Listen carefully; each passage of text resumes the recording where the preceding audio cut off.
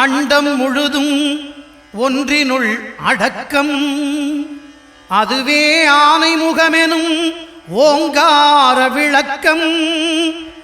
சுழலும் கோள்கள் அவன் சொல் கேட்கும். அவனை தொழுதால் போதும் நல்லதே நடக்கும். ஆனை முகனை தொழுதால் நவக்கிரகங்களும் மகிழும்.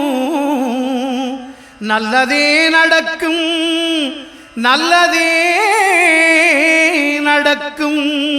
9 கோளும் ஒன்றாய் காண அங்கு கற்பகம் என்னும் கடவுளின் மெய்யில் சூரியன் முதலாய் 9 கிரகமும் பலவித குணங்களை கொண்டிருக்கும். எங்கள் கற்பக தருவில் அவை வரும்போது ஒன்றாய் சேர்ந்து பலனளிக்கும்.